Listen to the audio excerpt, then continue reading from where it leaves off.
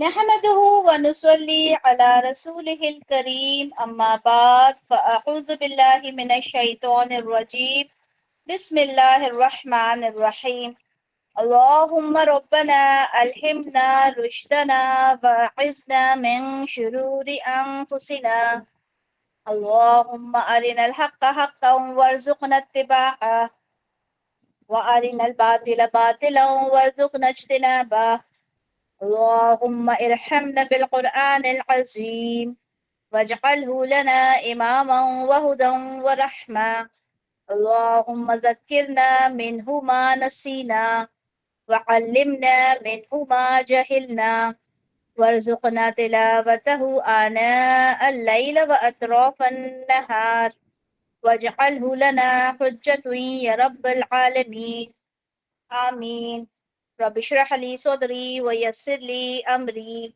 واحلل عقدة من لساني يفقهوا قولي رب يسر ولا تعسر وتمم بالخير وبك نستعين آمين يا رب العالمين.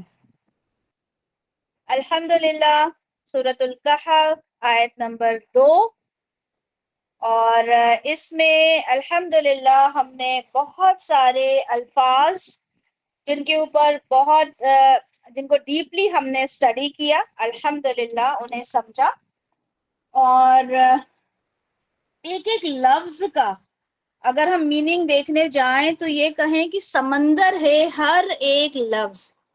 اس کے روٹ لیٹر سے شروع کرتے ہیں، پھر اس کا باب دیکھتے ہیں، پھر اس کے میننگ دیکھتے ہیں، پھر اس کی تفسیر دیکھتے ہیں، پھر اللہ تعالیٰ کی خوبصورتی کے ساتھ جو ووکیبلری اللہ تعالیٰ نے استعمال کی ہے، جب ہم ترکیب دیکھتے ہیں تو ہمیں پتہ چلتا ہے کہ کون سا اسم ہے، وہ منصوب کیوں ہیں، اور جب وہ ساری چیزوں کو ہم ملاتے ہیں اور ان کو ملا کے تفسیر میں جب ہم اپلائی کرتے ہیں تو الحمدللہ تفسیر جو ہوتی ہے وہ ہماری خوبصورت ہو جاتی ہے الحمدللہ.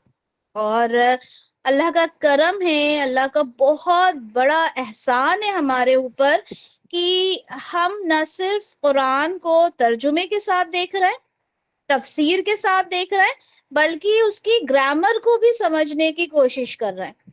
اور یہ اللہ تعالیٰ کا فضل و کرم ہے ہمارے اوپر کہ ہم ان سارے چیزوں کو، ان سارے آسپیکٹس کو ایک ساتھ رکھتے ہوئے ہم قرآن کو پڑھنے کی، اور تجوید کے ساتھ الحمدللہ، ٹھیک ہے، پراپر تجوید بھی اس کے اندر ہم لوگ اپلائی کرتے ہوئے اور بہت ہی خوبصورتی کے ساتھ الحمدللہ الحمدللہ ہم اس چیز کو آگے لے کر چل رہے ہیں. بس یہ اللہ تعالیٰ سے دعا کیا کرے کہ اللہ تعالیٰ ہماری جو کاوشیں ہیں انہیں قبول فرمائے اور عمل کی توفیق عنایت فرمائے. چلیں جی، اسی کے ساتھ شروع کرتے ہیں. ہم نے یہاں پر ہم بات کر رہے تھے بأسن شدید کی، ٹھیک ہے. یہاں پر بات ہوئی تھی کہ اللہ تعالیٰ نے اس کتاب کو نازل فرمایا اور یہ بالکل سیدھی ہے، اور اللہ تعالیٰ اب یہاں پر وجہ فرما رہے ہیں کہ یہ کتاب کیوں نازل فرمائی گئی. یہ کتاب اس لیے نازل فرمائی گئی تاکہ یہ کتاب ڈرائے. کس کے تھرو؟ ہم نے وہ بھی دیکھا تھا، رسول اللہ صلی اللہ علیہ وسلم کے تھرو ڈرایا جائے. کس چیز سے ڈرایا جائے؟ بأسن شدیدہ، ٹھیک ہے. بأسن شدید ہم دیکھ رہے تھے کہ کس طرح کا جو عذاب ہوتا ہے، ٹھیک ہے، اور عذاب کے اندر ہر چیز آتی ہے. بأسن شدید یہاں پہ یہ جو نکرہ اسم آیا نا، یہاں پر بتا دیا گیا کہ ہر طرح کا عذاب اس میں انکلوڈڈ ہے، چاہے وہ قیامت کا عذاب ہو، اور قیامت کتنی زبردست ہوگی ہم سب جانتے ہیں. کس طرح سے زمین ہلا دی جائے گی، کس طرح سے جو ہم نے حطمہ کے بارے میں پڑھا، ہم نے قاریہ کے بارے میں پڑھا، کس طرح سے وہ قیامت آئے گی. افسوس کی بات ہے کہ جب ہم ان واقعات کو، یہ مناظر کو جب ہم لوگوں کے سامنے ڈسکس کرتے ہیں تو لوگ کیا کہتے ہیں؟ کچھ اور بات کرو یار، یہ باتیں نہیں کرنا، ہے نا، ایسے ہی ہوتا ہے.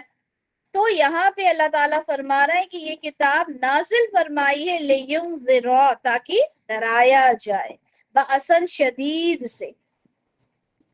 ہم نے बासन शदीद में आज इंशाल्लाह हम कोशिश करेंगे कि मलहमतुल कुबरा को समझें इंशाल्लाह, ठीक है। और बहुत खूबसूरत सा डिजाइन भी हमारे टीम मेंबर्स ने अल्हम्दुलिल्लाह यहाँ पर बनाया है माशाल्लाह। अच्छा, ये आयत थी सूरतुल अनआम की आयत नंबर 65, जो मैंने कहा था कि लास्ट टाइम पीडीएफ में इंक्लूड करना रह गई थी। और यहाँ पर ये जो बासन शदीद है, इसे हम जंग से कैसे रिलेट कर सकते हैं, ये इस आयत से हमें पता चलता है। अल्लाह ताला क्या फरमा रहे हैं कि अल्लाह ताला अजाब दे सकते हैं मिन फौकिकुम, तुम्हारे ऊपर से, औ मिन तहती अर्जुलिकुम, या फिर तुम्हारे पैरों के नीचे से। और फिर यहाँ से देखें, यहाँ पे लफ्ज आया है बअसा बाद, तो यहाँ पर ये बात पता चलती है कि अल्लाह ताला अजाब दे सकते हैं जंग के जरिए भी, ठीक है, लड़ाई के जरिए भी। हमने इसको बहुत अच्छे से डिस्कस किया था, आज इसको ज्यादा डिस्कस नहीं करेंगे। आज हम ये देखेंगे कि किस तरह से बासन शदीद की जो हम बात कर रहे हैं वो जंग भी हो सकती है। और एक जंग होगी मलहमा, यानी जंग, कई जंग होंगी, ठीक है, एक नहीं, कयामत से पहले कई जंग होंगी। और उन जंगों के बाद दज्जाल का खरूज होगा। सूरतुल कहफ जो हम पढ़ते हैं उसमें सबसे मेन बात हम उसमें ये देखते हैं कि दज्जाल का जो फितना होगा, ये दज्जाल जो होगा, उससे महफूज रखने के लिए ये सूरह बहुत इंपॉर्टेंट है, बहुत इंपॉर्टेंट है, ठीक है। तो क्या होगा, ये बासन शदीद को किस तरह से हम को रिलेट कर सकते हैं।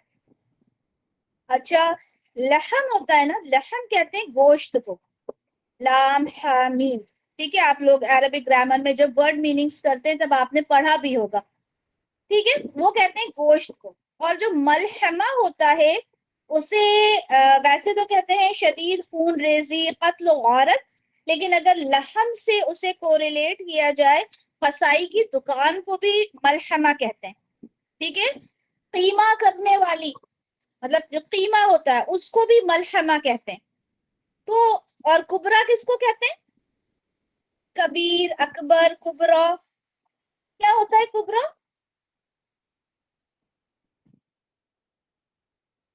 अकबर की मुअन्नस होती है ना, कबीर, अकबर क्या होता है,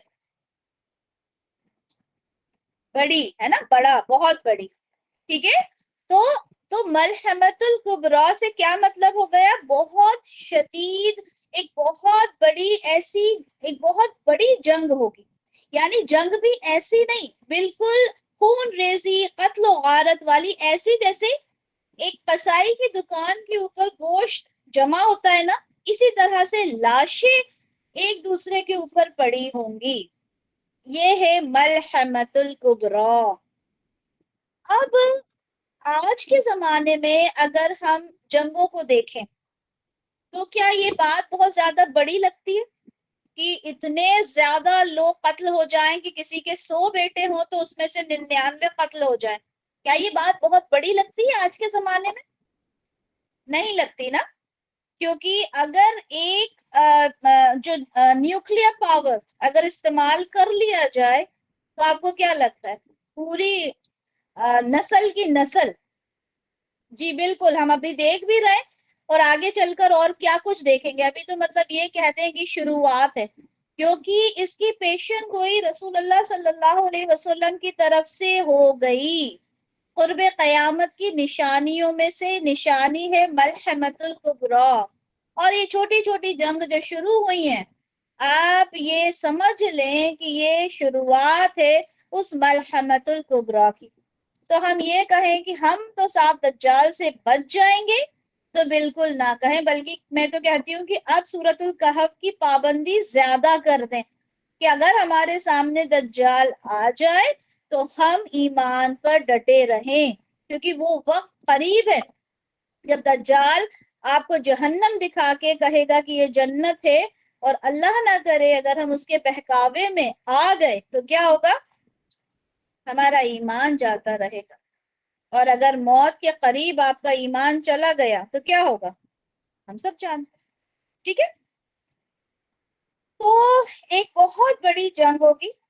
अच्छा, अहादीस हम शेयर करेंगे, देखेंगे अभी, لیکن یہ سمجھ لیں کہ مسلمان جو ہیں وہ عیسائی کے ساتھ، جو کرسچنز ہیں ان کے ساتھ مل کر ایک جنگ کریں گے. میں نے کیا کہا؟ مسلمز اینڈ کرسچنز ایک ساتھ جنگ کریں گے کسی تیسرے دشمن کے خلاف. ٹھیک ہے، ابھی حدیث میں دیکھیں گے. ہوگا یہ کہ کرسچنز جو ہوں گے وہ دھوکہ کریں گے مسلمانوں کے ساتھ، اور پھر اس کے بعد جب وہ دھوکہ کریں گے تو ایک اور جنگ ہوگی جس میں مسلمان اور عیسائی ایک دوسرے کے آمنے سامنے ہوں گے. ٹھیک ہے، پہلی جنگ ہوگی جس میں مسلمز اور کرسچنز ایک ساتھ جنگ کریں گے کسی تیسرے دشمن کے خلاف، عیسائی کریں گے بغاوت. اس کے بعد یہ ہوگا کہ مسلمز اور کرسچنز کے درمیان جنگ ہوگی، اور اس میں جیت کس کی ہوگی؟ اللہ کے حکم سے مسلمانوں کی. مسلمان جیت جائیں گے، اور اس کے بعد دجال نکلے گا، دجال کا خروج ہوگا، اور اس کے بعد پھر عیسیٰ علیہ السلام آئیں گے اور دجال کو قتل کر دیں گے. یہ سب قرب قیامت کی نشانیوں میں سے ہے، اور یہ بأسن شدید ہے کہ یہ وہ عذاب ہے جو قیامت سے پہلے آئے گا، جس میں دجال کا خروج ہوگا. اور اسی لیے کہا جاتا ہے کہ سورۃ الکہف کی پابندی کریں تاکہ ہم اس بأسن شدید سے محفوظ رہ سکیں. اچھا، یہ جو ملحمۃ الکبریٰ ہے اس کا تصور ہمیں کرسچینٹی میں بھی ملتا ہے. کرسچینٹی میں آرمیگیڈن کے نام سے اس کو جانا جاتا ہے، اور ان کی بک ہے بک آف ریویلیشن 16.16، اس میں ہمیں اس کا تذکرہ ملتا ہے. اور وہاں پہ آرمیگیڈن کا لفظ آیا ہے جس کا مطلب ہوتا ہے ہر میگیڈو. ہر میگیڈو کا مطلب ہوتا ہے ماؤنٹ میگیڈو، میگیڈو کی وادی. اور یہ اسرائیل میں لوکیٹڈ ایک واقعتاً ایک جگہ ہے. کرسچن بلیف کرتے ہیں، ان کا بلیف ہے یہ کہ یہ لڑائی جو ہوگی اسی وادی میں ہوگی. ٹھیک ہے، ماؤنٹ میگیڈو میں. اور جیسے ہمارا یہ عقیدہ ہے، ابھی ہم دیکھیں گے احادیث کے تھرو، ہمارا یہ عقیدہ ہے کہ یہ جنگ جو ہوگی وہ کس طرح سے کرسچنز اور مسلمز کے درمیان ہوگی. ان کا یہ عقیدہ ہے کہ یہ جنگ ہوگی، یہ گڈ اینڈ ایول کے درمیان ہوگی، اچھائی اور برائی کے درمیان ہوگی، جس میں وہ لوگ یہ مانتے ہیں کہ جیزس کرائسٹ آئیں گے. ٹھیک ہے، ہم بھی مانتے ہیں عیسیٰ علیہ السلام آئیں گے، وہ آئیں گے، اور Jesus Christ and Antichrist کے درمیان یہ جنگ ہوگی.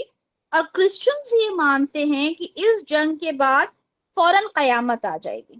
ٹھیک ہے، مطلب ڈے آف ججمنٹ ہو جائے گا، جبکہ ہمارا یہ ماننا نہیں ہے. ہمارا یہ ماننا ہے کہ یہ جنگ ہوگی، عیسیٰ علیہ السلام نازل ہوں گے، اس کے بعد دجال کا جو خروج ہوگا تو پھر اس کو قتل کریں گے، اور اس کے بعد امن کے دن آئیں گے. ٹھیک ہے، امن ہوگا اور پھر قیامت آئے گی. سمجھ میں آئے؟ دونوں چیزیں سمجھ میں آئی آپ لوگوں کو؟ اب یہاں پر ہم دیکھتے ہیں احادیث کو. رسول اللہ صلی اللہ علیہ وسلم کو فرماتے ہوئے سنا کہ تم لوگ رومیوں سے ایک پرامن مصالحت کرو گے. رومی کون ہوتے ہیں؟ کرسچنز. ٹھیک ہے، عیسائی، انہیں رومی کہا جاتا ہے. ٹھیک ہے، رومن امپائر. تو اس وقت جو رومن امپائر جو تھی وہ کرسچنز ہی تھے. ٹھیک ہے، اور آج کے دور میں اگر یہاں پہ رومیوں کی اگر ہم بات کریں تو یوروپین کنٹریز کنسیڈر کر سکتے ہیں، ویسٹرن ممالک ہیں. کرسچنز جہاں پہ ہولڈ کیا ہے جنہوں نے کنٹریز کو، انہیں کنسیڈر ہم کر سکتے ہیں. ٹھیک ہے، رسول اللہ فرماتے ہیں پھر ان کے ساتھ مل کر اپنے پیچھے ایک دشمن سے جنگ کرو گے. یعنی کہ مسلمان اور عیسائی دونوں مل کر ایک جنگ کریں گے کسی تیسرے دشمن کے خلاف. ابھی تیسرا دشمن کون ہے اس کے بارے میں ہمیں حدیث سے کوئی وضاحت نہیں ملتی. وہ تیسرا دشمن کوئی بھی ہو سکتا ہے.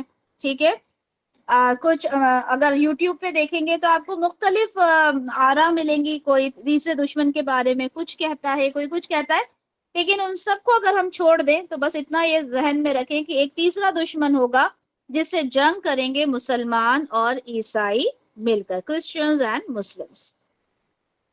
اللہ کے رسول فرماتے ہیں ان پر غالب رہو گے، غنیمت پاؤ گے، اور صحیح سلامت رہو گے. پھر وہاں سے واپس لوٹو گے اور ایک میدان میں اترو گے جس میں ٹیلے بھی ہوں گے.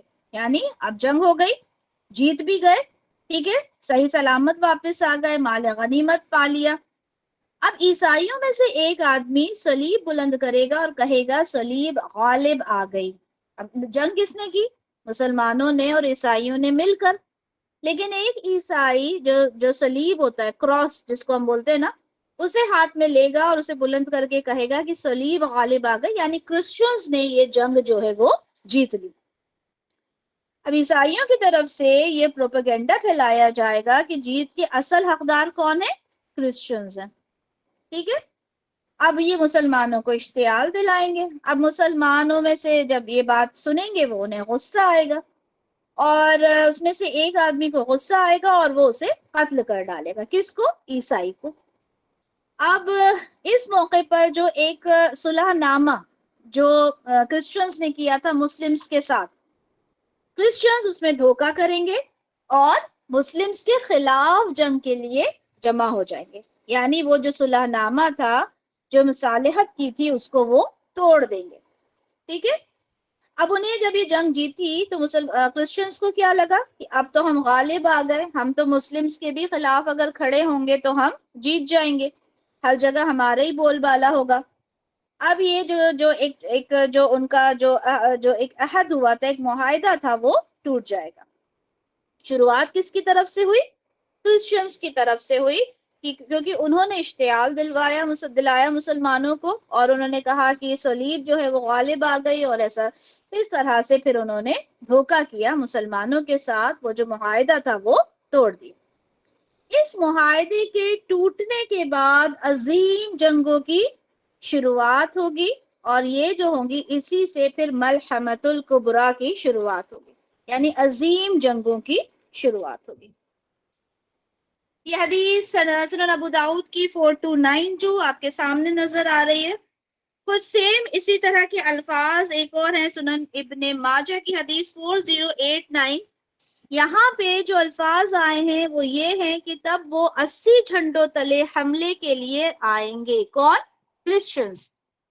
اب یہ جو 80 جھنڈوں کی اگر بات کی جا رہی ہے، ٹھیک ہے، اور وہ جو 80 جھنڈے ہوں گے، ہر جھنڈے تلے 12,000 صلیبی فوجیں ہوں گی، یعنی کرسچنز ہوں گے. اب یہ بتائیں 80 جھنڈے سے آپ کو کیا سمجھ میں آتا ہے؟ 80 جھنڈے ہوں گے، کیا دماغ کام کرتا ہے آپ کا؟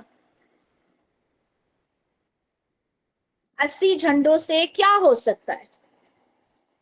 کرسچنز کے 80 جھنڈے، کنٹری، فرقے، ٹھیک ہے، تو 80 کنٹریز، ویری گڈ، ٹھیک ہے، 80 ممالک. تو ماشاء اللہ. اچھا، میں نے گوگل سرچ کیا تو یہ فائنڈ آؤٹ کیا کہ تقریباً 120 125 ابھی کنٹریز ہیں جو پوری طرح سے کرسچینٹی کو فالو کرتی ہیں. ٹھیک ہے. تو یہاں پر یہ سمجھ لیں کہ اس میں سے 80 کنٹریز، ہم ابھی حدیث کے الفاظ دیکھیں تو یہی سمجھ میں آتا ہے کہ 80 کنٹریز ہوں گی جو مسلمانوں کے خلاف آ کے کھڑی ہو جائیں گی. ٹھیک ہے. اب ظاہر سی بات ہے اتنا بڑا لشکر ہوگا، ٹھیک ہے، اور اتنا بڑا لشکر لے کر جب وہ مسلمانوں کے خلاف جائیں گے تو ان کا کیا گمان ہوگا؟ obviously وہ تو یہ سوچ رہے ہوں گے، یہ ان کو غرور ہوگا کہ ہمارے سامنے مسلمانوں کی کیا حیثیت ہوگی، ہے نا، ہم تو بہت زیادہ ہیں تعداد میں، ہم ان مسلمانوں کو کچل کے رکھ دیں گے، یہی سوچیں گے نا. تو اس کے بعد ہوگا کیا؟ یہی بات آپ کو یہاں بھی نظر آئے گی. ایک جگہ 12,000 کا تذکرہ ہے کہ 80 جھنڈوں میں ہر جھنڈے کے تحت 12,000 ہوں گے، اور ایک میں 10,000 کا تذکرہ آیا ہے. دونوں احادیث آپ لوگوں کے ساتھ یہاں PDF میں شیئر کر دی گئی ہیں. ایک اور حدیث ہے جس میں یہ الفاظ آتے ہیں کہ رومی لوگ دھوکہ کریں گے، یعنی وہ معاہدہ توڑ دیں گے، اور 80 جھنڈوں کے نیچے چلے جائیں گے، ہر جھنڈے کے نیچے 12,000 لوگ ہوں گے. ان جنگوں کے بارے میں اگر دیکھیں تو ایک اور پیشن گوئی رسول اللہ صلی اللہ علیہ وسلم کی طرف سے ہمیں ملتی ہے کہ رسول اللہ صلی اللہ علیہ وسلم نے فرمایا بیت المقدس کی آبادی یثرب کی بے آبادی کا پیش خیمہ ہوگی. سنی ہوگی آپ لوگوں نے یہ حدیث. ہوگا یہ کہ بیت المقدس وہاں پر آبادی ہوگی، تجارت وغیرہ عام ہو جائے گی، ٹھیک ہے، اور بہت زیادہ وہاں پر سمجھے کہ آباد ہو جائیں گے لوگ، اور ان کے آباد ہونے کے بعد کیا ہوگا، مدینہ کی بے آبادی شروع ہو جائے گی، وہاں سے لوگ ہجرت کرنا شروع کر دیں گے، وہاں سے تجارت کم ہو جائے گی، اور یہ پیشن گوئی رسول اللہ صلی اللہ علیہ وسلم کی ہے جو ہو کر رہے گا، ٹھیک ہے۔ اس کے بعد یعنی بیت المقدس کی آبادی ہوئی، پھر مدینے کی بے آبادی ہوئی، اور اس کے بعد ایک بڑی جنگ ہوگی، یہ اسی ملحمۃ الکبریٰ کی طرف اشارہ ہے، ٹھیک ہے۔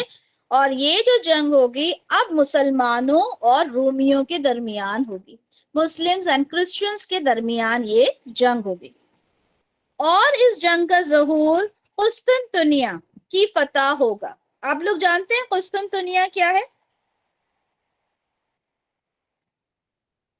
آج کے زمانے میں قسطنطنیہ کیا ہے، آپ لوگ جانتے ہیں کوئی؟ استانبول، ویری گڈ شگفتہ، ٹرکی میں ہے، جی آمنہ، ٹھیک ہے، ٹرکی میں ہے استانبول، جو جس کو ہم کہتے ہیں اس کو قسطنطنیہ کہا جاتا ہے۔ پرانے زمانے میں رسول اللہ صلی اللہ علیہ وسلم کے زمانے میں احادیث میں ہمیں وہی نام ملتا ہے۔ تو یہاں پر کیا کہا گیا، پہلے بیت المقدس آباد ہوگا، یثرب کی بے آبادی ہوگی، اور اس کے بعد ایک جنگ ہوگی، اور اس کے بعد قسطنطنیہ کی فتح ہوگی۔ اب قسطنطنیہ کے بارے میں اگر ہم بات کریں تو اگر قسطنطنیہ کے بارے میں ہم بات کریں تو آج وہ مسلمز کا ہی ہم کہہ سکتے ہیں، ٹھیک ہے، ایک طرح سے مسلمز کے پاس ہے، ٹھیک ہے۔ لیکن ہوگا کیا کہ ایک بار وہ یعنی جب یہ جنگ ہو رہی ہوں گی، اس کا مطلب کیا سمجھ میں آتا ہے، یہاں حدیث میں تو ہمیں نہیں ملتا، لیکن سمجھ میں کچھ اس طرح سے آتا ہے کہ وہ واپس عیسائیوں کا گڑھ ہو جائے گا، جیسے کہ رسول اللہ کے زمانے میں تھا۔ آپ لوگ جب ہسٹری دیکھیں گے تو آپ کو پتا چلے گا 1453 میں رومن امپائر سے اس کو فتح کیا تھا۔ کسی کو پتا ہے کس نے فتح کیا تھا رومن امپائر سے 1453 میں قسطنطنیہ کو؟ کسی نے پڑھا ہے؟ ہسٹری کے اسٹوڈنٹس ہوں گے، اسلامک ہسٹری پڑھنے والے بچے ہمارے۔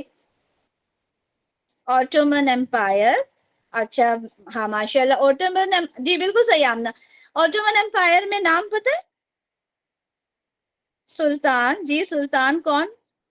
ماشاءاللہ بہت ہوشیار ہمارے بچے ہیں، ٹھیک ہے، سلطان محمد فاتح، نہیں صلاح الدین ایوبی نہیں، ٹھیک ہے، سلطان محمد فاتح نام ہے، ٹھیک ہے، آپ یوٹیوب پہ سرچ کیجئے گا، انشاءاللہ آپ کو ہسٹری جو ہے وہ پوری نظر آئے گی، ٹھیک ہے۔ تو 1453 میں اگر دیکھا جائے تو یہ ایک بار آلریڈی ہو چکا کہ قسطنطنیہ فتح ہو چکا، لیکن آپ کو کیا لگتا ہے کہ اس حدیث میں جو قسطنطنیہ کے فتح ہونے کی بات آئی ہے تو کیا یہ آٹومن امپائر نے جو رومن امپائر سے اس کو فتح حاصل کی تھی سلطان محمد فاتح نے، کیا یہ اس کی بات ہو رہی ہے؟ کیا یہ اس فتح کی بات ہو رہی ہے؟ نہیں ہو رہی ہے نا۔ یہ کون سی فتح کی بات ہے؟ اس کے آگے دیکھیں آپ، بالکل آمنہ، یہ اس کی بات نہیں ہے، کیونکہ جب ہم آگے دیکھیں تو یہاں پہ لکھا ہے اور اس جنگ کا ظہور قسطنطنیہ کی فتح ہوگا، اور قسطنطنیہ کی فتح کے بعد دجال آئے گا، ٹھیک ہے۔ تو یہ ایک اور بار ایسا ہوگا، واللہ عالم، ہو سکتا ہے کہ وہ واپس کرسچنز کا ایک گڑھ بن جائے، ٹھیک ہے، اور پھر واپس اس کو فتح کیا جائے، اور اس کی فتح کے بعد ہی دجال کا خروج ہوگا، ٹھیک ہے۔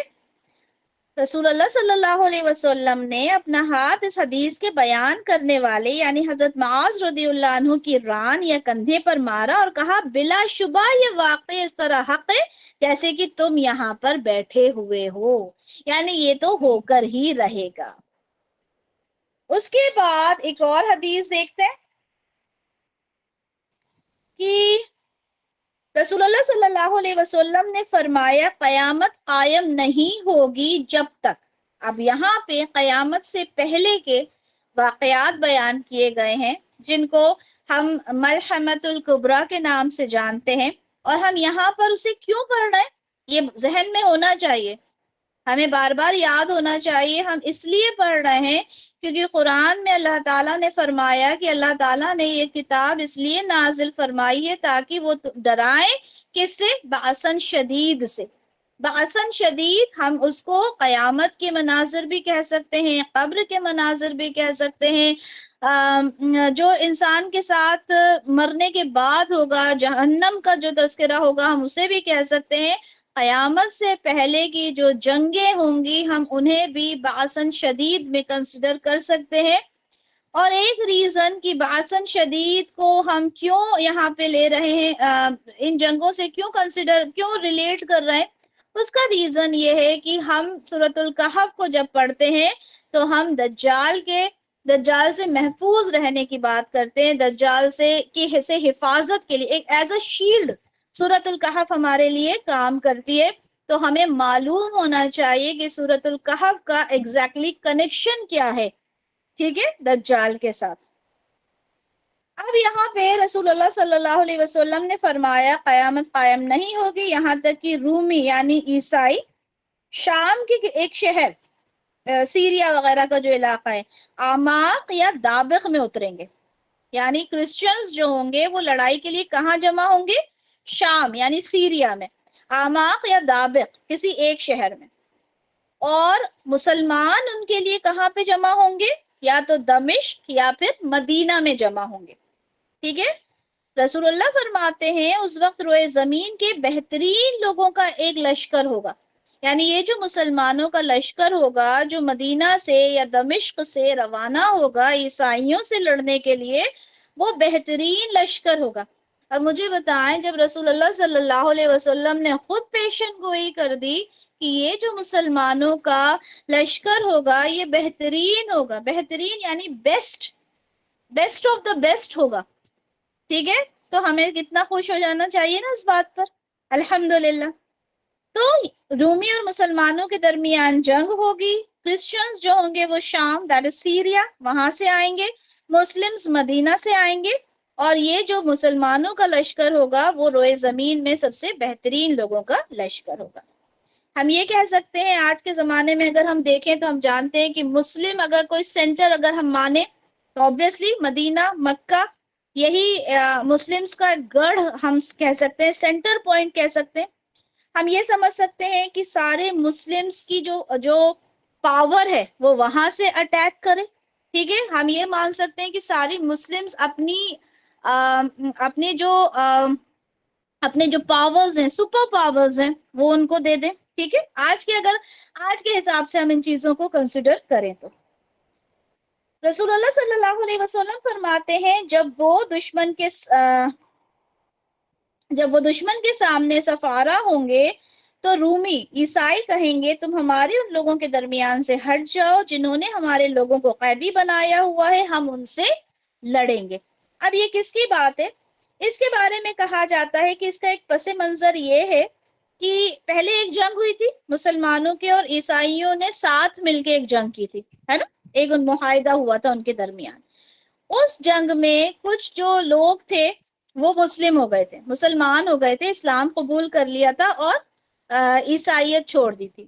یہ بھی ہو سکتا ہے، ٹھیک ہے، کہ وہ مسلمانوں کے ساتھ ہو گئے ہوں، یا یہ بھی ہو سکتا ہے کہ اس جنگ سے پہلے کچھ چھوٹی چھوٹی جنگیں ہوئی ہوں جس کے اندر کچھ لوگ جو عیسائی تھے وہ مسلمز کے قیدی بنے اور پھر انہوں نے اسلام قبول کر لیا۔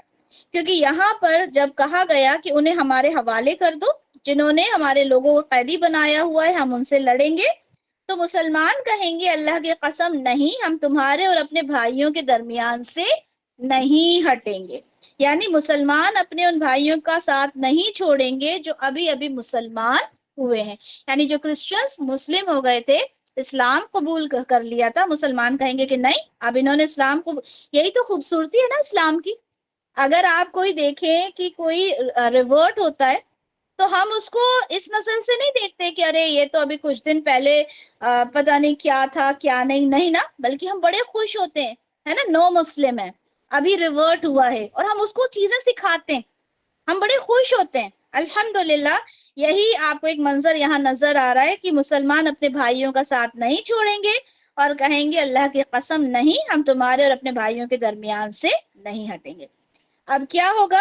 جنگ ہوگی۔ رومیوں کی جو تعداد ہے وہ بہت بڑی ہے، ہم نے دیکھا کہ 80 جھنڈوں تحت ان کی فوجیں آئیں گی، جسے ہم کنسیڈر کر سکتے ہیں اراؤنڈ 80 کنٹریز ہو سکتی ہیں آج کے زمانے سے اگر ہم دیکھیں۔ اس کے بعد یہ ہوگا کہ ان کی بہت بڑی فوج ہوگی، تو آگے کیا ہوگا؟ ٹھیک ہے، یہ حدیث جو آپ لوگوں کو نظر آ رہی ہے آپ لوگ PDF میں بعد میں زوم کر کے دیکھیے گا، انشاءاللہ ہر ایک چیز آپ کو یہاں پہ نظر آئے گی۔ اب ہوگا کیا؟ جب یہ جنگ ہوگی تو مسلمانوں میں سے 1/3 مسلمان جو ہوں گے شکست تسلیم کر لیں گے، یعنی وہ ہار مان لیں گے لڑنے سے پہلے، ٹھیک ہے، لڑیں گے ہی نہیں، اللہ تعالیٰ ان کی توبہ کبھی قبول نہیں فرمائیں گے۔ اب یہ کہا جاتا ہے یا تو اللہ تعالیٰ انہیں توفیق ہی نہیں دیں گے توبہ کی، یا اگر وہ توبہ کریں گے بھی تو بھی اللہ تعالیٰ ان کی توبہ قبول نہیں فرمائیں گے، کیونکہ وہ لڑنے سے پہلے ہی شکست تسلیم کر لیں گے۔ یا کچھ لوگوں نے اس کو ایسے بھی ایکسپلین کیا ہے کہ وہ لوگ عیسائیوں سے ہی مل جائیں گے، مطلب انہیں لڑنا ہی نہیں ہوگا، واللہ عالم، لیکن وہ نہیں لڑیں گے، اور 1/3 لوگ کیونکہ اللہ تعالیٰ توبہ قبول نہیں فرمائیں گے۔ پھر اس میں سے 1/3 لوگ وہ ہوں گے جو قتل کر دیے جائیں گے، ٹھیک ہے، قتل ہو جائیں گے، یعنی شہید ہوں گے، شہداء ہوں گے، اور وہ اللہ کے نزدیک افضل ترین شہداء ہوں گے۔ کون؟ جو اس جنگ کے اندر شہید ہوئے۔ اب بچے کون؟ 1/3 بچے، وہ 1/3 جو ہوں گے وہ سبحان اللہ الحمدللہ وہ فتح حاصل کریں گے۔ فتح کس کی ہوگی؟ مسلمانوں کی، سبحان اللہ۔ اور وہ ایسے مسلمان ہوں گے جو پھر کبھی کسی فتنے میں داخل نہیں ہوں گے، مبتلا نہیں ہوں گے، ہمیشہ ثابت قدم رہیں گے، اور وہ قسطنطنیہ کو فتح کر لیں گے۔ اور الفاظ آئے ہیں دوبارہ فتح کر لیں گے، کیونکہ ایک بار آٹومن امپائر کے ڈیوریشن میں بھی قسطنطنیہ فتح ہوگا، مطلب یہاں پہ رسول اللہ نے پہلے ہی بتا دیا کہ ایک بار قسطنطنیہ فتح ہوگا، اور قرب قیامت پھر سے قسطنطنیہ فتح ہوگا، اور ہم ایک بار کا فتح ہونا آلریڈی دیکھ چکے ہیں، ٹھیک ہے۔ اچھا، پھر جب وہ غنیمتیں تقسیم کر رہے ہوں گے اور اپنے ہتھیار انہوں نے زیتون کے درختوں سے لٹکائے ہوئے ہوں گے، یعنی اب مسلمان جیت گئے، غنیمت حاصل ہوئی، اسے تقسیم کر رہے ہوں گے، تو شیطان ان کے درمیان چیخ کر اعلان کرے گا مسیح دجال تمہارے پیچھے تمہارے گھر والوں تک پہنچ چکا، وہ نکل پڑے مگر یہ جھوٹ ہوگا۔ یعنی اب وہاں پہ وہ لوگ غنیمت سب تقسیم کر رہے ہوں گے، شیطان ان سے کہے گا کہ تم تو یہاں پر غنیمت حاصل کر رہے ہو، پیچھے دیکھو دجال آ گیا اور تمہارے گھروں پر حملہ کر دیا۔ اب یہ بھاگیں گے، بھاگ کر جائیں گے، پتہ چلے گا کہ یہ خبر جھوٹ ہے۔ تو قسطنطنیہ سے جب یہ لوگ دمشق یعنی وہاں شام کی طرف یہ لوگ جب پہنچنے کو ہوں گے تو دجال واقعی میں نمودار ہو جائے گا۔ جب وہ شام یعنی دمشق پہنچیں گے تو وہ نمودار ہو جائے گا۔ اس دوران میں جب وہ جنگ کے لیے تیاری کر رہے ہوں گے، صفیں سیدھی کر رہے ہوں گے، نماز کے لیے اقامت کہی جائے گی، یہ وہ وقت ہوگا۔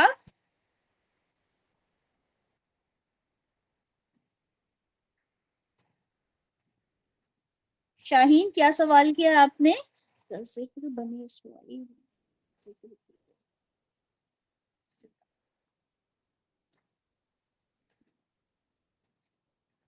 مجھے سمجھ میں نہیں آ رہا شاہین، آپ کا کوسچن بعد میں دیکھتی ہوں انشاءاللہ۔ تو یہاں پر کہا گیا کہ جب یہ لوگ اقامت کہیں گے مسلمان، ٹھیک ہے، اور اسی وقت وہ وقت ہوگا جب حضرت عیسیٰ ابن مریم علیہ السلام اتریں گے، یعنی ان کا نزول ہوگا عیسیٰ علیہ السلام کا، اور جب اللہ کا دشمن یعنی دجال ان کو دیکھے گا تو اس طرح پگھل جائے گا جیسے نمک پگھل جاتا ہے پانی میں۔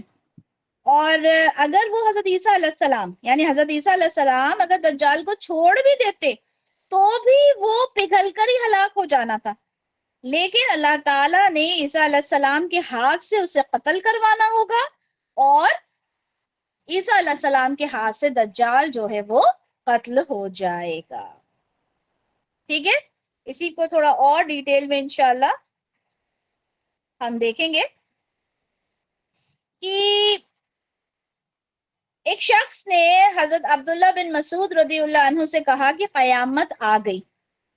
آپ ٹیک لگائے ہوئے تھے، فوراً اٹھ کے کھڑے ہو گئے اور انہوں نے کہا، یہ ملحمۃ الکبریٰ کو یہاں پر اور ایکسپلین کیا ہے. انہوں نے کہا قیامت نہیں آئے گی یہاں تک کہ نہ میراث کی تقسیم ہوگی نہ غنیمت حاصل ہونے کی خوشی ہوگی. اب کیوں کہا ایسا کہ تقسیم نہیں ہوگی، جو میراث ہے، غنیمت کی کوئی خوشی نہیں ہوگی؟ میں نے بہت پہلے بتایا تھا اس جنگ کے بارے میں. کیوں نہیں ہوگا، کیوں خوشی نہیں ہوگی؟ کوئی آئیڈیا؟ میں نے اسی لیکچر کے دوران بتایا بھی تھا.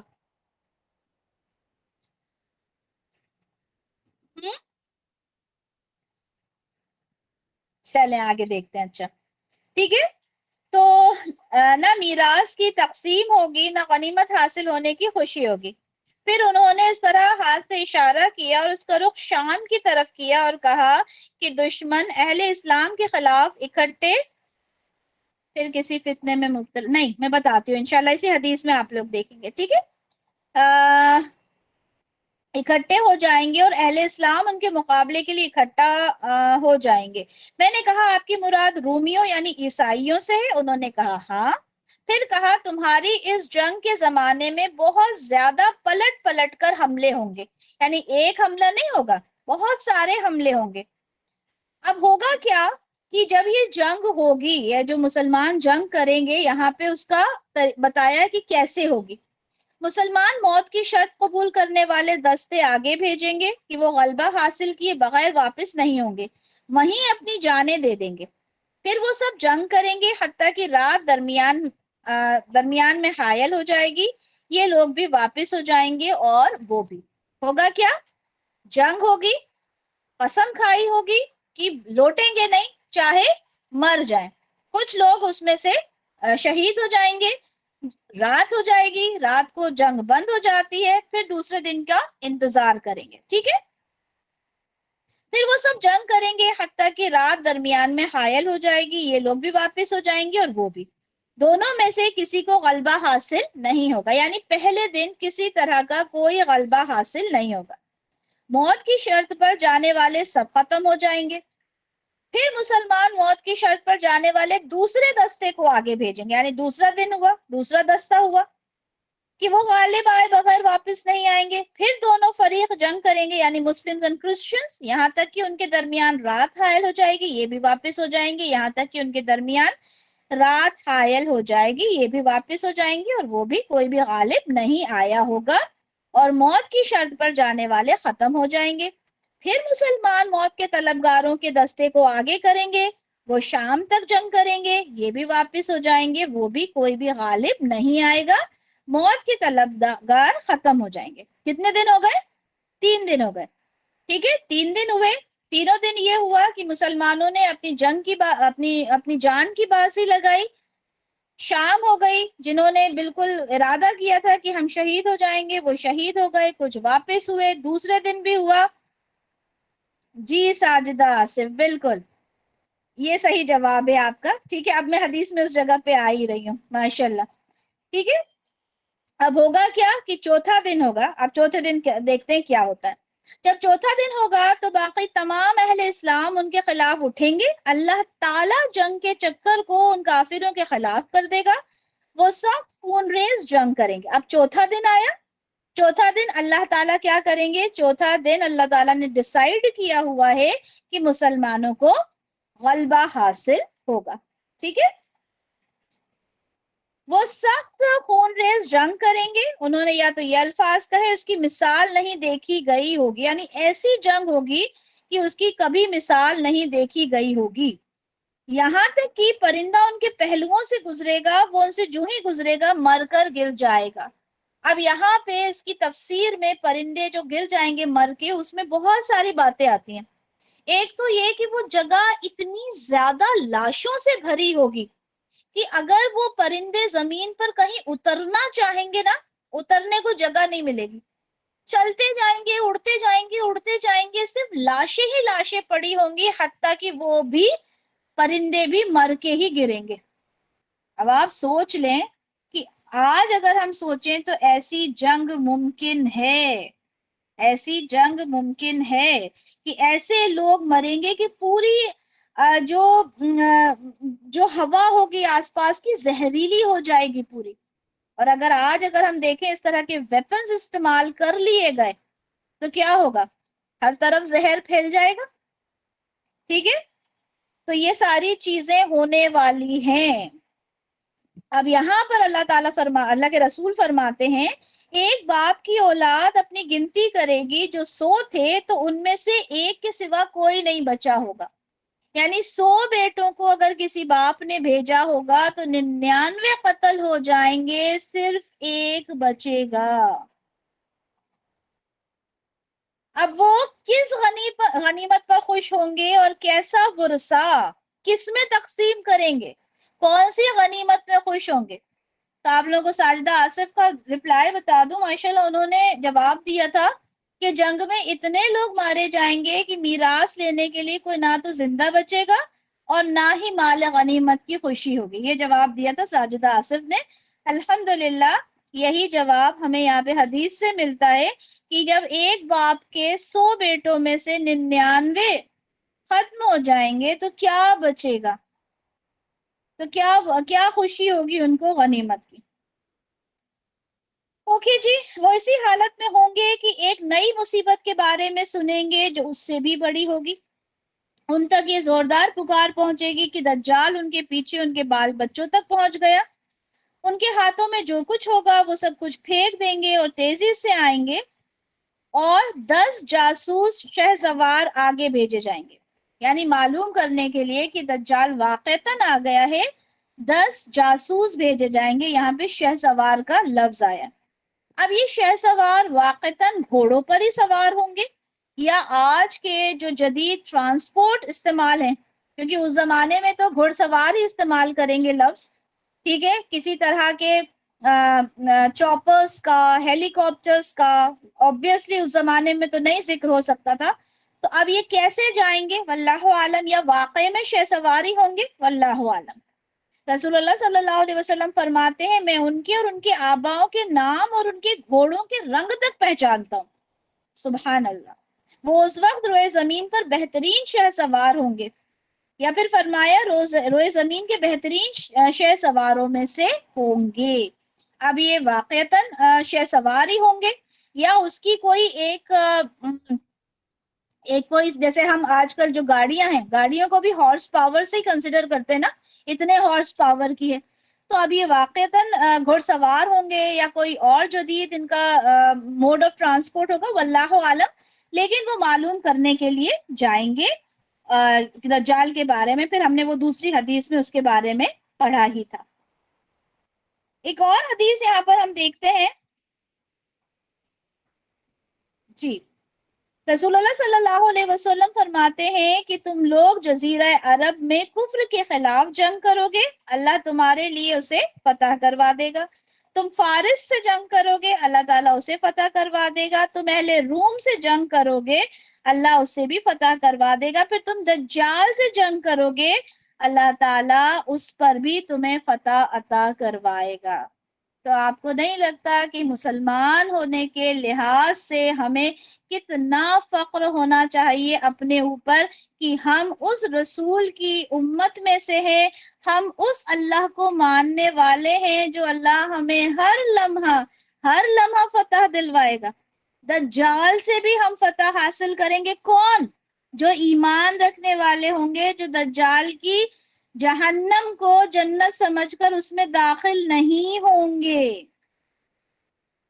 اسی حدیث کے الفاظ ہیں کہ جابر ہم نہیں سمجھتے کہ اہل روم پر فتح حاصل ہونے سے پہلے دجال ظاہر ہوگا.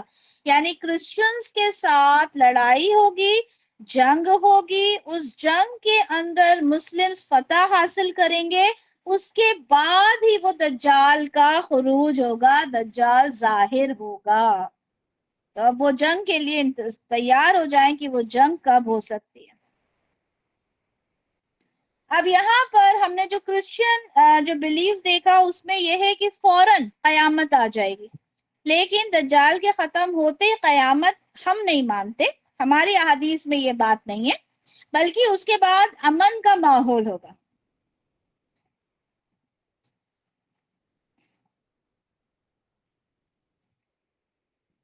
ٹھیک ہے، اس کے بعد امن کا ماحول ہوگا، اور رسول اللہ صلی اللہ علیہ وسلم فرماتے ہیں کہ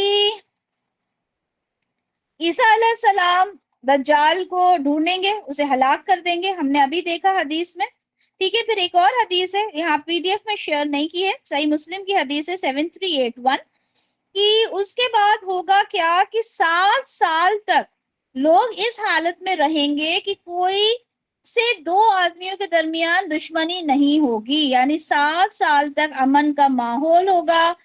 پھر بہت یہ لمبی حدیث ہے، لیکن اس کے بعد میں صرف اتنا الفاظ بتانا چاہ رہی ہوں کہ 7 سال تک امن کا ماحول رہے گا۔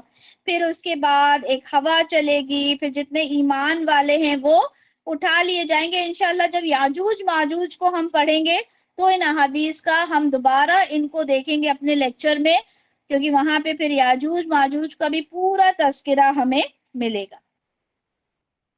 عیسیٰ علیہ السلام کے بارے میں کہا جاتا ہے کہ آپ دمشق کے مشرقی جانب سفید مینار پر زرد کپڑوں میں ملبوس 2 فرشتوں کے بازو پر ہاتھ رکھے ہوئے اتریں گے۔ جب وہ اپنا سر جھکائیں گے تو پانی ٹپکے گا، اور جب اٹھائیں گے تو اس سے موتی کی طرح چاندی کی بوندیں گریں گی۔ ایک حدیث میں آتا ہے کہ ایسا محسوس ہوگا جیسے ان کے سر سے پانی ٹپک رہا ہو، حالانکہ نمی نہیں، پانی نہیں ہوگا۔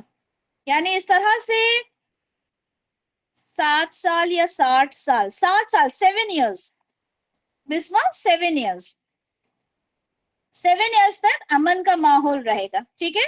صحیح مسلم کی حدیث 7381 ہے، آپ چاہیں تو اس کو پڑھ لیجئے گا، بہت ماشاءاللہ بہت اچھی چیزیں وہاں پہ دی ہوئی ہیں، ٹھیک ہے۔ تو اب کیا ہوگا، عیسیٰ علیہ السلام آئیں گے، اور ان کی سانس کی جو بھاپ ہوگی اس سے کافر جتنے بھی کافروں تک وہ پہنچے گی وہ تمام مر جائیں گے، اور وہ دجال کو عیسیٰ علیہ السلام ڈھونڈیں گے اور اسے باب لد کے پاس پائیں گے اور اسے قتل کر دیں گے۔ باب لد کیا ہے؟ اسرائیل میں ہے، بیت المقدس کے قریب ایک شہر ہے، اسرائیل کا ایک فوجی اڈا ہے باب لد، ٹھیک ہے۔ تو یہ واقعتاً ایک جگہ ہے جو ابھی بھی موجود ہے، اور اس جگہ پر عیسیٰ علیہ السلام دجال کو پائیں گے اور وہاں پر اسے قتل کر دیں گے۔ تو یہ تمام باتیں آپ کو میں نے شیئر کی، ٹھیک ہے۔ اور سب سے پہلے تو یہ مجھے بلکہ پہلے ہی آپ لوگوں سے یہ بات ڈسکس کرنا چاہیے تھی کہ یہ جو سارا کلیکشن ہے، ٹھیک ہے، یہ بڑے ڈرتے ڈرتے میں نے کیا ہے، کیونکہ کئی چیزیں اس میں ہیں کہ ہو سکتا ہے اللہ تعالیٰ مجھے معاف فرمائے کہ اگر میں نے کچھ احادیث کو سمجھنے میں کچھ غلطی کو تاہی کر دی ہو، کیونکہ یہ ساری ایسی پیشن گوئیاں ہیں جنہیں سمجھنا تھوڑا مشکل ہے، ٹھیک ہے۔ مطلب جو ہمارے استاد صاحب ہیں انہیں کچھ چیزیں بھیجی، ان سے معلوم کیا، اور چیزوں کو کچھ خود سے سمجھا، کچھ گوگل وغیرہ سے کنسیڈر کیا، تو ان ساری چیزوں سے ملا کر پھر یہ لیکچر تیار کیا۔ اللہ تعالیٰ مجھ سے کوئی بھی غلطی، کمی، کوتاہی ہو گئی ہو تو اللہ تعالیٰ مجھے معاف فرمائیے گا، کیونکہ یہ وہ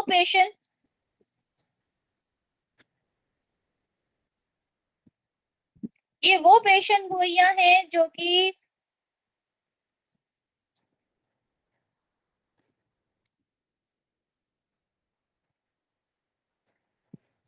میری آواز آ رہی ہے آپ لوگوں کو؟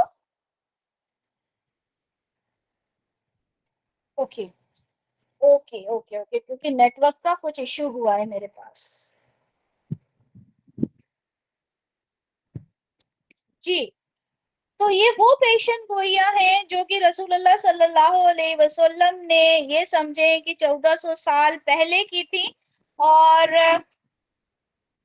یہ قرب قیامت کی نشانیوں میں سے ہے، اور ہمارا ان چیزوں کے اوپر عقیدہ ہے، الحمدللہ ہم یہ چیزوں کو مانتے ہیں کہ یہ چیزیں ساری ہونا ہے اور ہو کر رہیں گی، ٹھیک ہے۔ کس طرح سے دجال آئے گا اور کس طرح سے، بار بار میں یہ چیز یاد دلاتی جاتی ہوں کہ ہمیں बार बार ये याद दिलाती हूँ कि हमें क्यों सूरतुल कहफ को पढ़ना है, ताकि ये हमारी शील्ड बन जाए। अब आपने देखा कि कयामत के आने से पहले कैसी कयामत बर्पा होगी, और हम आज उस चीज को समझ सकते हैं कि अगर एक ऐसी वॉर हो गई जिसमें न्यूक्लियर वेपन्स का इस्तेमाल हो गया, तो ये चीजें हो जाएंगी कि ऐसी लाशें पड़ी होंगी, ऐसी लाशें पड़ी होंगी कि परिंदों तक को उतरने के लिए जगह नहीं मिलेगी। तो अपने आप को ये जो फितना है, फितना तो बहुत दिन से है, ठीक है, लेकिन जो वाक़तन दज्जाल आएगा और उससे पहले दज्जाल के आने की जो तमाम जो जंगें हैं उसके बारे में जो पेशन गोई की गई है, अल्लाह ताला हमें उससे महफूज फरमाए।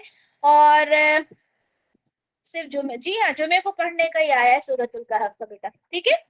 तो अल्लाह ताला से दुआ है। अब यहाँ पर अल्लाह ताला ने क्या फरमाया कि डराएं, डराने के लिए है ना, डराने के लिए। तो हमने देखा कि डराना है। अच्छा, किसको डरना है, किसको डराना है? जो इस किताब को नहीं मानते। जो मानते हैं उनके दिल तो वाकईतन लरज जाते हैं। लेकिन मैंने जब इसका ट्रांसलेशन आपको, जब इसकी तरकीब बताई थी, तब बताया था कि इसमें जो काफिर के बारे में ये एक मफूल है जो महजूफ है।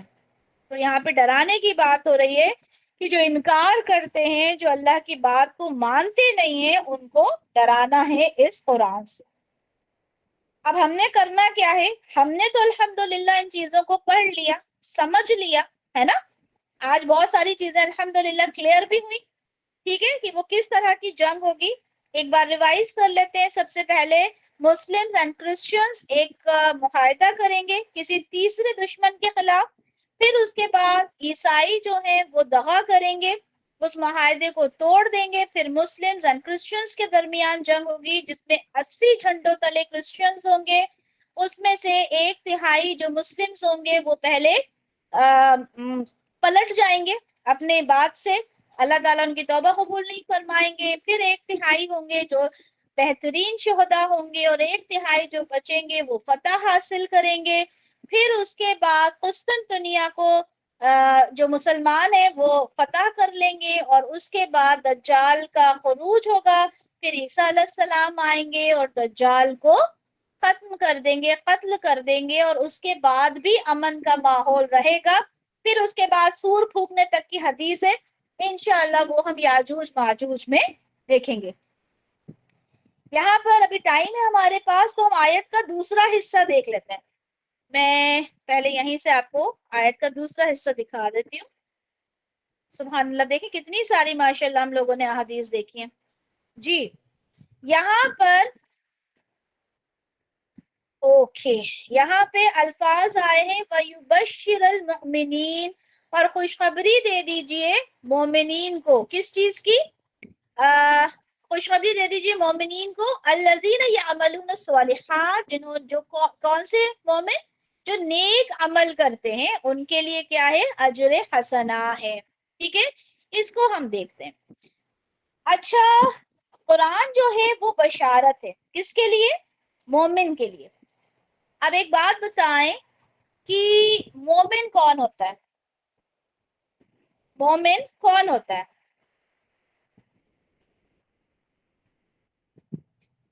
जल्दी बताएं, मोमिन कौन होता है? चले चले जल्दी जवाब, मोमिन कौन होता है? जिसके दिल में ईमान हो, ईमान के साथ इस्लाम, जिसके दिल में तकवा हो, ईमान वाला, ठीक है। तो जो ईमान वाला हो, जिसके दिल के अंदर ईमान हो। हमने हदीस जिब्रील अलैहिस्सलाम बहुत बार पढ़ी है, जिसमें जिब्राइल अलैहिस्सलाम फरमाते हैं, कौला, उन्होंने कहा, तो अखबिरनी अनिल ईमान, मुझे ईमान के बारे में बताएं। कौला, रसूलुल्लाह सल्लल्लाहु अलैहि वसल्लम ने फरमाया, अन तुमिना बिल्लाह, कि तुम ईमान लाओ किस पर? अल्लाह पर, व मलाइका, और फरिश्तों पर, व कुतुबिही, और उसकी किताबों पर, व रसूलिही, और उसके रसूलों पर, वल यौमिल आखिर, और आखिरत के दिन पर, व तुमिना बिल कद्रि खैरिही व शर्रिही, और तुम ईमान लाओ تقدیر پر، اچھی اور بری. تو جو ان قول صدقتا، جبرائیل علیہ السلام نے کہا آپ نے بالکل سچ فرمایا. تو جو انسان، جو مسلمان، ہم یہ کہہ سکتے ہیں کہ جو مسلمان اللہ پر ایمان لاتا ہے، اس کے فرشتوں پر، اس کی کتابوں پر، اس کے رسولوں پر، آخرت پر، اچھی اور بری تقدیر پر، ان 6 چیزوں پر جو انسان ایمان لے کر آتا ہے وہ مومن ہے. ہم نے یہ ڈیٹیل میں پہلے بھی ہماری جو ہم نے جو صورتوں کی تفسیر کی ہے بہت ڈیٹیل میں الحمدللہ ہم نے اس چیز کو پڑھا ہے کہ اللہ پر ایمان لے کر آنا یعنی ہر ایک چیز کو ماننا، اللہ نے جو بھی کہا اس کو ماننا، اچھی اور بری تقدیر کو ماننا. یہ نہیں کہ اچھا اچھا ہو رہا ہے مان لیا لیکن جیسے ہی برا ہونا شروع کیا. جی بالکل 6 چیزوں پر ایمان لانا کمپلسری ہے. یہ نہیں کہ اگر کوئی برائی آئی، بیکار ہوا، زندگی کے اندر کچھ برا ہوا، ہم نے اللہ کو معاذ اللہ برا کہنا شروع کر دیا. لوگ ایسا بھی کرتے ہیں کہ کوئی بری بات ہو جاتی ہے، کوئی غلط بات ہو جاتی ہے زندگی میں، اللہ تعالیٰ کے لیے ہی کہنا شروع کر دیتے ہیں کہ اللہ نے ایسا کیوں کیا، ایسا نہ ہوتا تو بہتر ہوتا، معاذ اللہ. تو یہاں پر ہم نے آخرت پر، کیونکہ اگر ہمارا آخرت پر ایمان ہوگا تبھی ہم ان چیزوں کے اوپر ورک کریں گے، نہیں تو ہمیں کیا پڑی ہے، ہمیں کیا فکر ہے. ہم زندہ ہوئے، دنیا میں آئے، زندگی گزار رہے ہیں، پیدا ہو گئے، دنیا سے چلے جائیں گے. ہم کیوں اتنی محنت کرتے ہیں؟ ہماری یہ جو محنت ہے یہ آخرت کے لیے تو ہے، day of judgment, result day. بچہ محنت کرتا ہے کیوں کرتا ہے؟ ریزلٹ پانے کے لیے.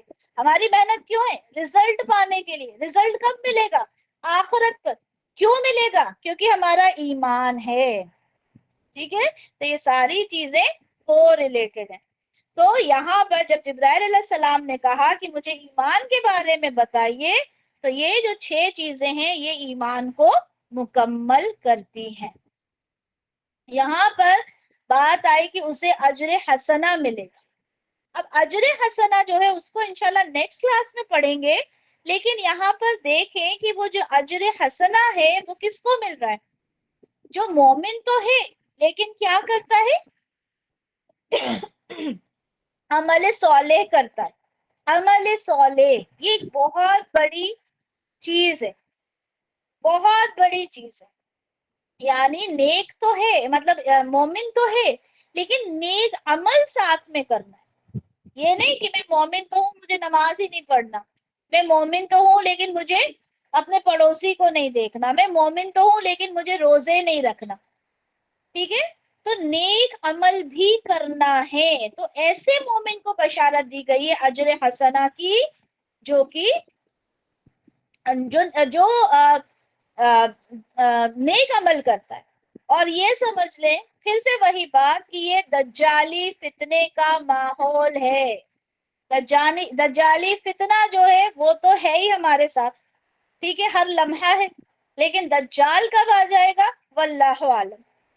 یہاں پر ایک حدیث ہے سنن ترمذی کی، رسول اللہ صلی اللہ علیہ وسلم نے فرمایا تم لوگ نیک اعمال کی طرف جلدی کرو.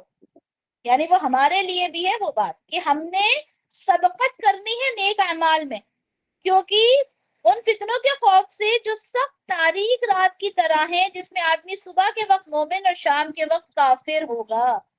یعنی ابھی جتنے اعمال اچھے کرنا ہے کر لیں، وہ وقت دور نہیں ہے جب بندہ صبح کے وقت اٹھے گا مومن ہوگا، شام کو کافر ہو جائے گا، یا شام کے وقت مومن ہوگا، صبح کے وقت کافر ہو جائے گا. اب ہم بہت دعوے کے ساتھ یہ نہیں کہہ سکتے کہ نہیں یہ میرے ساتھ نہیں ہونا، کیونکہ یہ پیشن گوئی ہے رسول اللہ صلی اللہ علیہ وسلم کی. آپ نے فرما دیا کہ نیک اعمال میں سبقت کرو، کیونکہ وہ وقت آنے والا ہے کہ کب مومن کافر ہو جائے نہیں پتا. صبح کو مومن ہے، شام کو کافر ہو جائے. دنیاوی ساز و سامان کے بدلے آدمی اپنا دین بیچ دے گا. جی بالکل نسیم، اللہ تعالی ہمیں ان لوگوں میں شمار نہ کرے، اللہ تعالیٰ سے یہی دعا ہے. لیکن ایک ڈر یہ بھی ہونا چاہیے کہ یہ پیشن گوئیاں رسول اللہ صلی اللہ علیہ وسلم کی طرف سے ہے، جیسے ملحمۃ الکبریٰ ہم نے دیکھا جو واقعتاً آنے والا ہے. جیسے آواز نہیں آ رہی، رابعہ کا میسج ہے کہ آواز نہیں آ رہی. اچھا آواز آ رہی ہے؟ اوکے. تو ہم نے جلدی کرنا ہے کس کے لیے؟ اچھے اعمال کے لیے، کہ وہ وقت نہ آ جائے کہ وہ جو دجالی فتنہ ہے وہ اتنا زیادہ ہمارے اوپر ہمیں اپنے قابو میں لے لے، ہم اتنے زیادہ اس کے کنٹرول میں آ جائے کہ ہم اس چیز کو سمجھ ہی نہ پائیں. رسول اللہ صلی اللہ علیہ وسلم فرماتے ہیں کہ دنیاوی ساز و سامان کے بدلے آدمی اپنا دین بیچ دے گا، اور یہ آج دیکھنے میں آ رہا ہے. چھوٹی چھوٹی باتوں پر انسان جھوٹی قسمیں کھا لیتا ہے، چھوٹی چھوٹی باتوں پر انسان قرآن کو چھوڑ کر دنیا کو ایکسپٹ کرنے کے لیے، اسے قبول کرنے کے لیے، اس کی جو خوبصورتی ہوتی ہے نا اس کو اپنانے کے لیے تیار ہو جاتا ہے. تو اللہ تعالیٰ ہم سب کو ان چیزوں سے محفوظ فرمائے. اچھا، یہ جو عمل صالح ہے نا، اس کے لیے جو اجر حسنہ کی بات کی، وہ اجر حسنہ کیا ہے؟ اللہ تعالیٰ فرماتے ہیں وہ بشر الذین آمنوا وعملوا الصالحات. دیکھیں یہاں پہ ایمان کے ساتھ عمل صالح جیسے جڑا ہوا ہے نا، جڑے ہوئے ہیں دونوں ایک دوسرے کے ساتھ. آپ عمل صالح کے بنا آپ ایمان کو تصور ہی نہیں کر سکتے. اللہ تعالیٰ فرما رہے ہیں خوشخبری ہے ان لوگوں کے لیے. کس کے لیے؟ جو ایمان والے ہیں یعنی مومن ہیں اور جو عمل صالح کرتے ہیں. اب یہاں پر بتا دیا کہ وہ خوشخبری کیا ہے، وہ اجر حسنہ کیا ہے. اجر حسنہ انشاءاللہ ہم نیکسٹ ویک پڑھیں گے، لیکن یہاں پہ بتا دیا کہ ان لہم جنات تجری من تحتها الانہار.